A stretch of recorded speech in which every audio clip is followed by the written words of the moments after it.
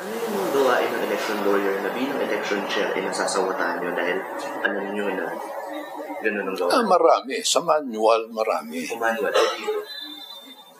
Yung manual, alam ko lahat ng ano. Kung baga span, alam mo lahat ng mga kalokohan.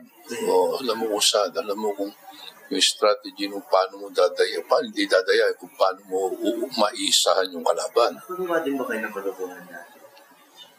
Hindi. Well, sabi ko nga strategy as a lawyer, yung plano ng kliyente mo, kailangan ituruan mo kung paano makakatanggal ng boto yung kalaban.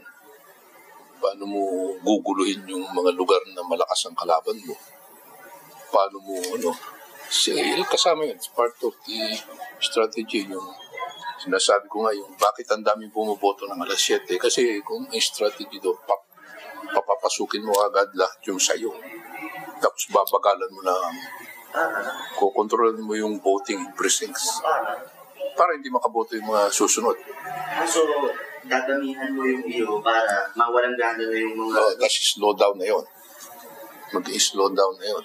And it's automated. Ano yung mga ganyan tricks? May hirap. Pwede pa naman. In fact, it can be used nga eh.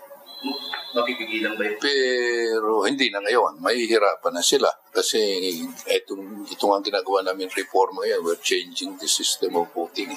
Di ba noong 2010, yan ang naging problema, the queuing problem. Kasi nagdaksaan lahat ng tao, bago eh. Sistema, nandun lahat ng alas 7. Ngayon, we're trying to change the process. Sabi ko, hindi po pwede, nakita ko eh. Tsaka yung strategy doon sa mga probinsya na unahan mo, lahat nag-uunahan. So may process ng bago? Yeah. We're setting up a new process na hindi na yung pabalik-balik. Ang process, the old process is really, pipila ka, kukuha ka, papalista ka, kukunin mo yung balota, bibigyan ko, mag-shading ka, uhulog mo, babalik ka doon sa BI, lalagyan ka ng tinta, indelible ink, tsaka ka lang aalis.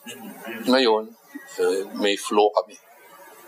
Hindi ka na babalik para maglagay ng tinta. Meron ng tao doon ka na, pagpalabas ka na, doon ka lalagyan ng tinta. So, diretso flow, hindi yung pabalik-balik yung mga tao. Which is time in motion study namin, malaki may sasave. Plus, yeah, tama yun. Pero, hindi, tsaka yung period of voting. Tumatagal yung yung mga tao sa loob.